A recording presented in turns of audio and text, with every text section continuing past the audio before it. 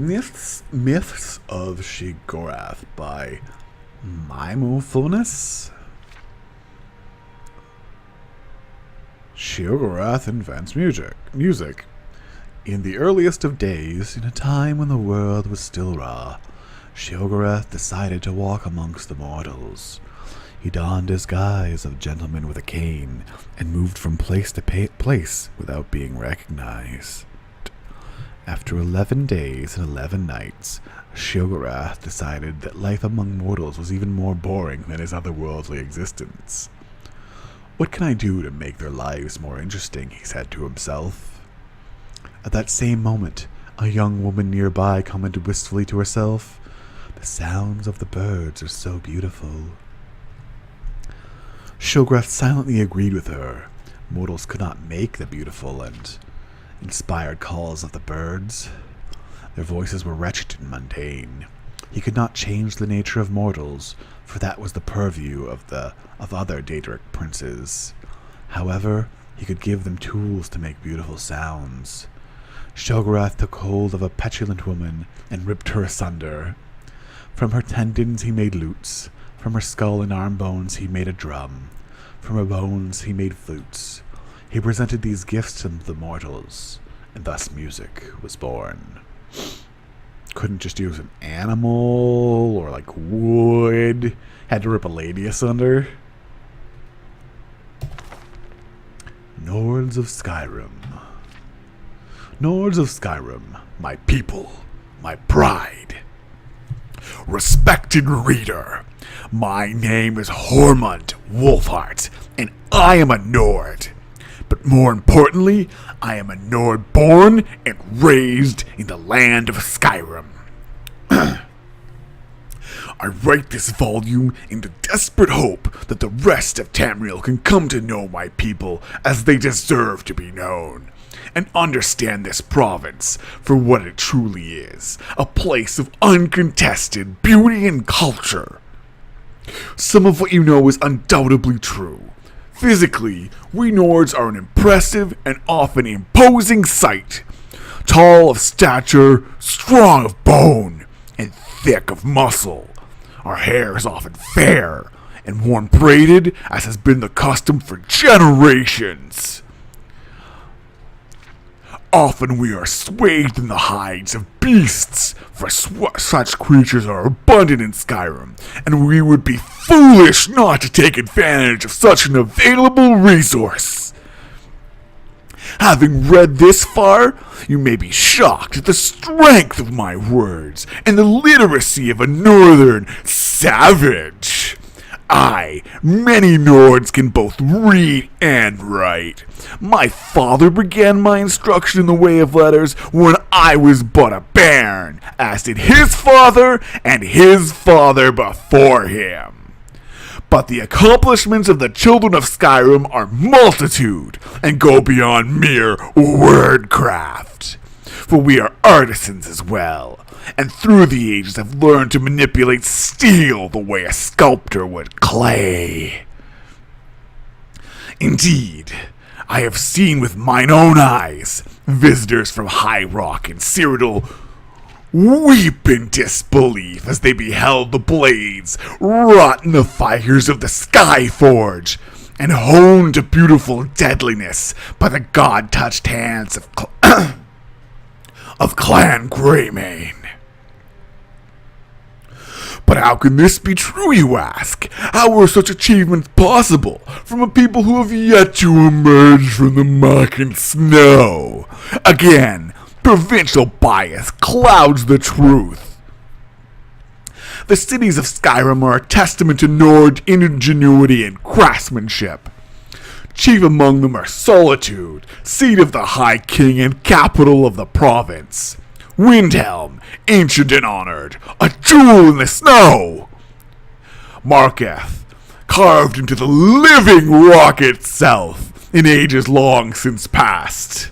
Riften, nestled in the golden shadows of the fall forest, whence comes delicious fish and mead. And Whiterun, built into the hall of Jorvaskar, home of the most noble companions and revered Skyforge. And now, respected reader, you have all the full measure of it. We Nords are everything you imagined, and so much more. But let not this work be your only gateway to the truth. Book passage on carriage or vessel, and make the journey to the north. See Skyrim with thine own eyes. See Skyrim See Skyrim's have See Skyrim have the Nords, since the gods first shaped the world. God, I hope that didn't sound too spiky in the audio. Fuck. Sorry. Yeah. Report. Disaster at Ionith. Report on the Imperial Commission on the disaster at Ionith by Lord Potter, Chairman. Part 1. Preparations. The Emperor's plan for invasion at Akavir were laid in the 270s, when he began the conquest of the small island kingdom that lie between Tamriel and Akavir.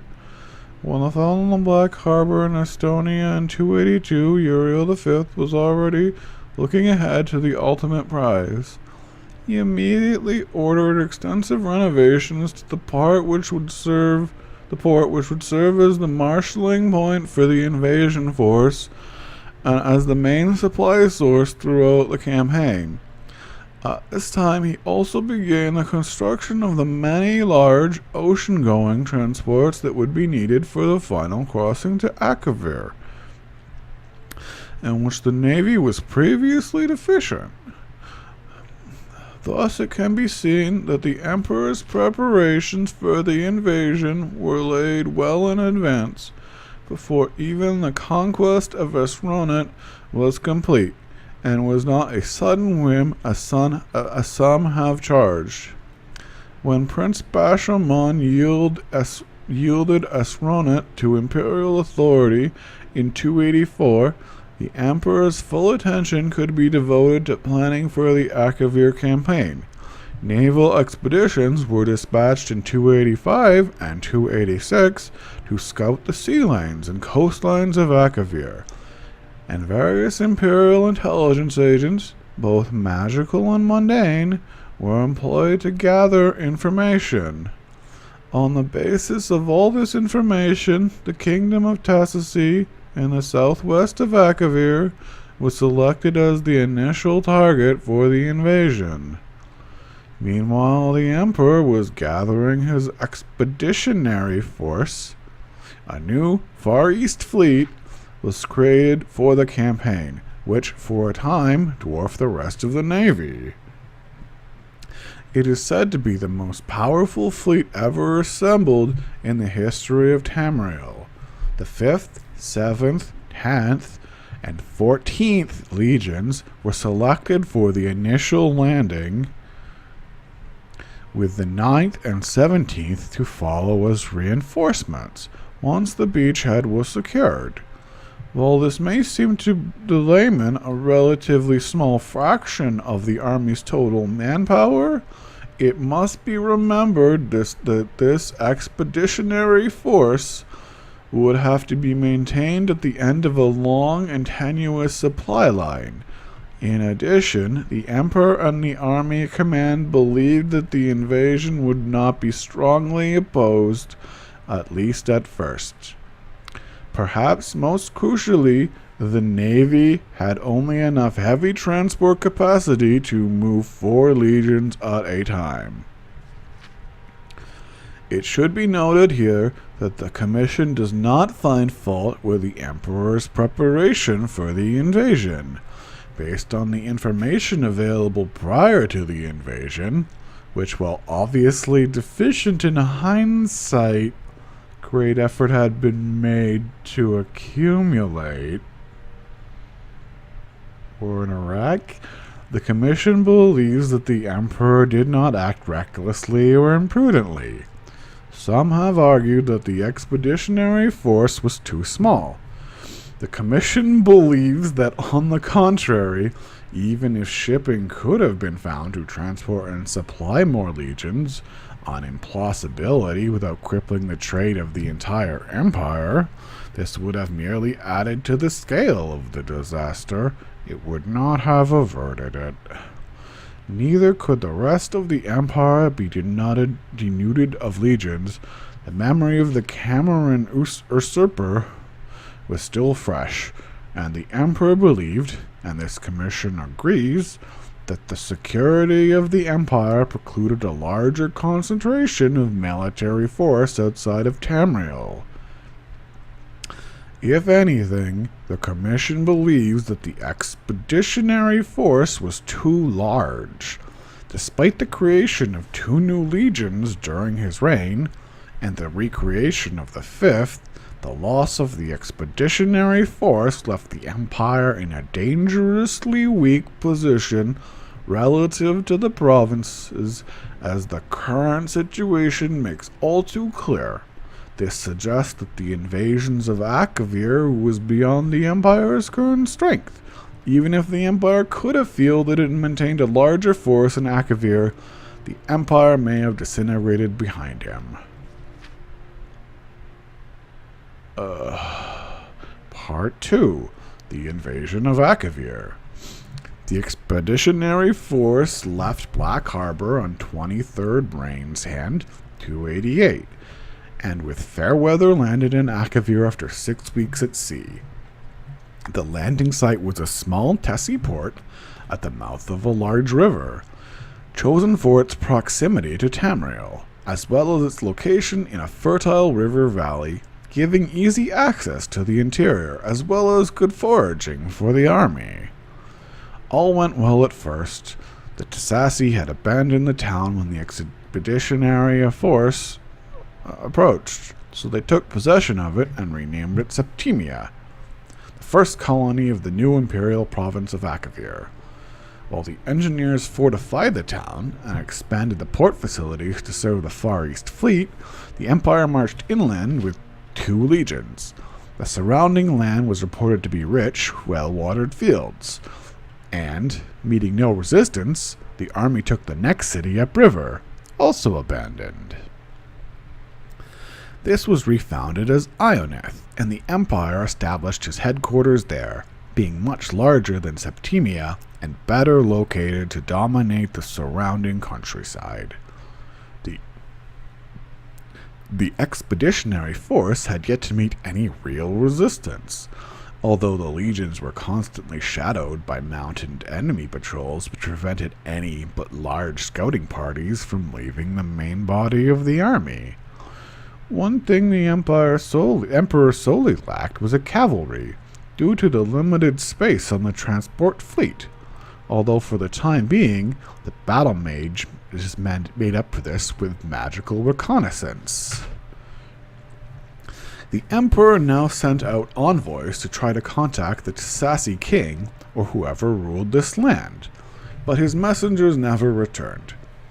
In retrospect, the Commission believes that valuable time was wasted in this effort while the army was stalled at Ioneth, which could have been better spent in advancing quickly while the enemy was still apparently surprised by the invasion. However, the Emperor believed at the time that the Tisassi could be overawed by the Emperor's power, and he might win a province by negotiation with no need for serious fighting. Meanwhile, the 4 legions were busy building a road between Septima and Ioneth, setting up fortified guard posts along the river, and fortifying both cities' defenses, which would serve them well later. Due to their lack of cavalry, scouting was limited, and communication between the 2 cities constantly threatened by enemy raiders, with which the legions were still unable to come to grips. The original plan had been to bring the two reinforcing legions across as soon as the initial landing had secured a port, but the faithful decision was now taken to delay their arrival and instead begin using the fleet to transport colonists. The Emperor and the Council agreed that, due to the complete abandonment of the conquered area by its native population, that colonists were needed to work the fields so that the expeditionary force would not have to rely entirely on the fleet for supplies. In addition, unrest had broken out in Venaisla athwart the supply route to Akavir, and the council believed the 9th and 17th legions would be better used in repacifying those territories and securing the expeditionary forces' supply lines. The civilian colonists and their supplies began arriving in Septimia in mid-Hearthfire, and they took over the preparations of the fields, which had been started by the legionnaires, for a spring crop. A number of cavalry mounts were also brought over at this time, and the raids on the two imperial colonies subsequently fell off. Tassaci emissaries also finally arrived in Ionith, purportedly to begin peace negotiations, and the expeditionary force settled in for what was expected to be a quiet winter. At this time, the council urged the emperor to return to Tamriel with the fleet, to deal with the many pressing matters of the empire while the army was in winter quarters. But the emperor decided it would be best to remain in Akavir. This turned out to be fortunate, because a large portion of the fleet, including the emperor's flagship, was destroyed by an early winter storm during the homeward voyage. The winter storm season of 288 to 289 was unusually prolonged and exceptionally severe, and prevented the fleet from returning to Akavir as planned with additional supplies.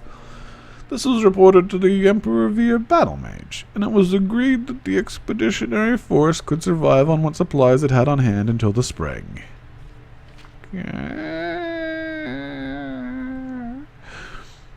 The destruction of the expeditionary force. The winter weather in Akavir was also much more severe than expected. Due to the supply problems and the addition of thousands of civilians, the expeditionary force was on tight rations. To make matters worse, the Tassaci raiders returned in force and harried any foraging and scouting parties outside the walls of the two cities. Several watch forts on the roads between Septima and Ionith were captured during blizzards, and the rest had to be abandoned as untenable. As a result, communication between the two cities had to be conducted entirely by magical means, a continuing strain on the Legion's battle mages. On 5th Sun's Dawn, a large entourage of Tassaci arrived at Ionith, claiming to bring a peace offering from the Tassaci king. That night, these treacherous envoys murdered the guards at one of the city gates and let in a strong party of their comrades who were waiting outside the city walls. Their clear intention was to assassinate the emperor, foiled only by the vigilance and courage of the troopers of the 10th who were guarding his palace. Once the alarm was raised, the Tassaci inside the city were hunted down and killed to the last man. Needless to say, this was the end of the negotiations between the Emperor and the Tassaci. The arrival of spring only brought worse troubles. Instead of the expected spring rains, a hot, dry wind began to blow from the east, continuing with varying strength throughout the entire summer. The crops failed, and even the river, which in the previous year before had been navigable by small boats far upstream of Ionith, was completely dried up by sun's height. It is unknown if this was due to a previously unknown weather pattern unique to Akavir, or if the Tassaci manipulated the weather through magical means. The Commission leans towards the former conclusion, as there is no direct evidence of the Tassaci possessing such fearsome arcane power. but the latter possibility cannot be entirely ruled out. Due to the prolonged bad weather, the supply fleet was late in setting out from Black Harbor. It finally left port in early Second Seed, but was again severely mauled by storms and limped into Septima 8 weeks later, much reduced. Because of the increasingly desperate supply situation in Akavir, the Emperor dispatched most of his battle mage corps with the fleet to assist it in weathering the storms, which seemed likely to continue all summer. At this time, the council urged the Emperor to abandon the invasion and to return to Tamriel with the expeditionary force, but he again refused, noting that the fleet was no longer large enough to transport all 4 legions at once. The commission agreed that leaving 1 or more legions behind in Akavir to await the return of the fleet would have damaged army morale, but the commission also notes that the loss of 1 legion would have been preferable to the loss of the entire expeditionary force. It is the unanimous opinion of the commission that this was the last point at which complete disaster might have been averted. Once the decision was made to send the fleet back for reinforcements and supplies, events proceeded to their inevitable conclusion. From this point on, much less is known about what transpired in Akavir. With most of the battle mages assisting the fleet, communication between the expeditionary force and Tamriel was limited, especially as the situation in Akavir worsened and the remaining battle mages had their powers stretched to the limit, attending to all the needs of the Legion. However, it appears that the Tissaci may also have been actively interfering with the mages in some unknown manner. Some of the mages in Akavir reported their powers being abnormally weak, and the mages of the War College in Cyrodiil, who were handling communications for the council, reported problems linking up with their compatriots in Akavir, even between master and pupil of long training. The commission urges that the War College make a particular study of the arcane powers of the Tissaci should the Empire ever come into conflict with Akavir again. What is known is that the Emperor marched out of Ionith in mid-sun's height, leaving only small garrisons to hold the cities. He had learned that the Tissaci were massing their forces on the other side of a mountain range to the north, and he intended to smash their army before it could gather full strength and capture their supplies, of which he was in desperate need. This rapid advance seems to have taken the Tissaci by surprise, and the expeditionary force crossed the mountains and fell on their camp, routing the Tissaci army and capturing its leader, a noble of some kind. But the Emperor was soon forced to retreat, and the legions suffered heavily on their retreat to Ionith. The Emperor now found himself besieged in Ionith, cut off from the small garrison at Septima, which was also besieged. By this time, it seems that the efforts of the few remaining battle mages were devoted entirely to creating water to keep the army alive, a skill not normally emphasized at the War College. The fleet had arrived safely back to Black Harbor, thanks to the Battle Mage Corps, but all attempts to return to Akavir were frustrated by a series of even more savage storms that battered Esroniets throughout the rest of 289. The Council's last contact with the Emperor was in the early Frostfall. By Evening Star, the Council was extremely worried about the situation in Akavir and had ordered the fleet to sail regardless of the risk. Despite the continued storms, the fleet managed to press on to Akavir. Hope was raised when contact was made with the Emperor's battle mage, who reported that Ionith still held out. Plans were quickly laid out for the expeditionary force to break out of Ionith and fall back on Septima, where the fleet would meet them. This was the last direct contact with the expeditionary force. The fleet arrived in Septima to find its garrison under savage assault from a large Tissaci army. The battle mages with the fleet threw back the enemy long enough for the survivors to embark and the fleet to withdraw. The few survivors of the expeditionary force who reached Septima told how the Emperor had led the army out of Ionith by night 2 days earlier, successfully breaking through the enemy lines, but then being surrounded by overwhelming forces on the road to Septima. They told of a heroic last stand by the Emperor and the 10th Legion, which allowed a remnant of the 14th to reach Septima.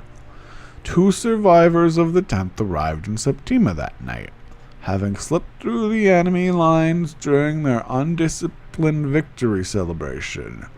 These men confirmed having seen the Emperor die, cut down by enemy arrows as he rallied the 10th shield wall.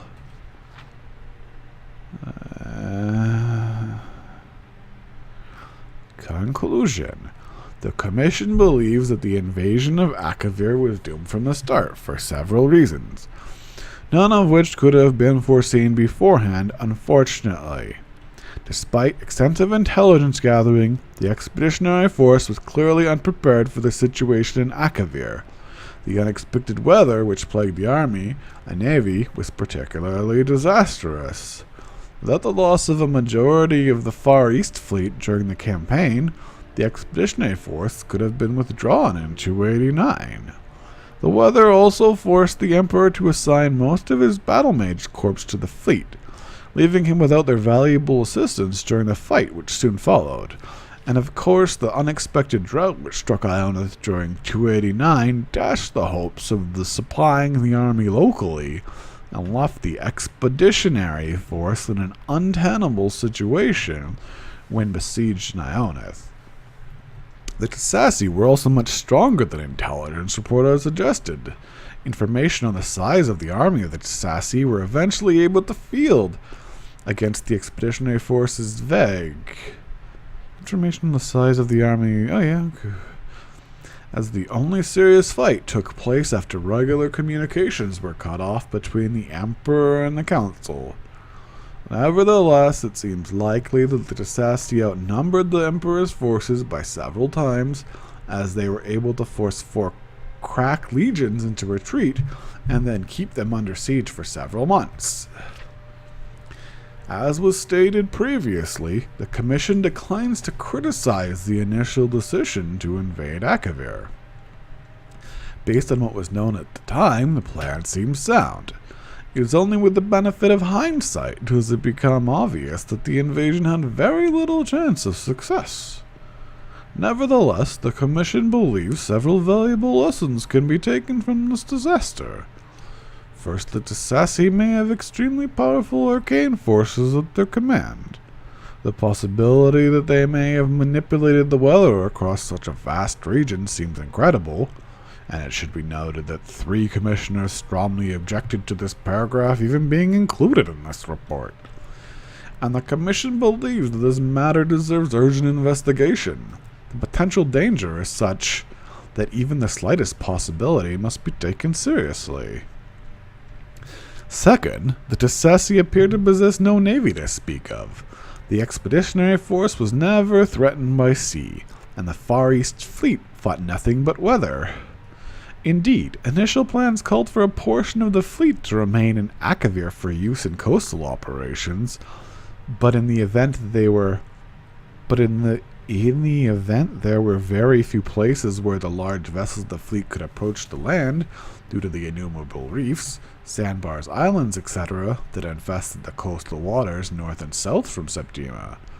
Due to the utter lack of trees in the plains around Septima and Ionith, the expeditionary force was unable to build smaller vessels which could have navigated the shallow coastal waters.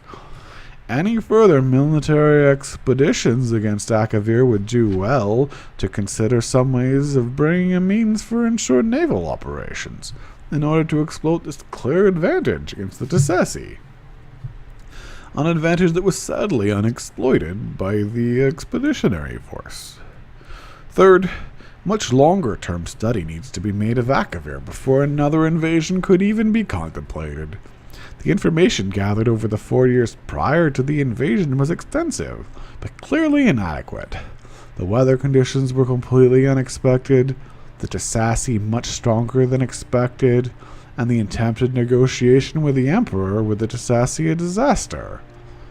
Akavir provide alien beyond expectation, and the Commission believes any further attempt to invade Akavir should not be contemplated without much greater knowledge of the conditions and peoples of that continent than presently obtains.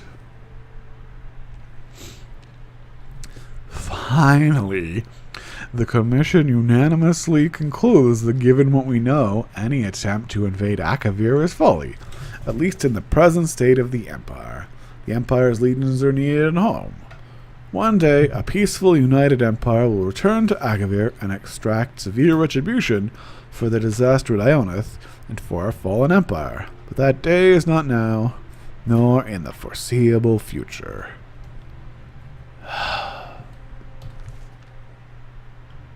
Well, I need water.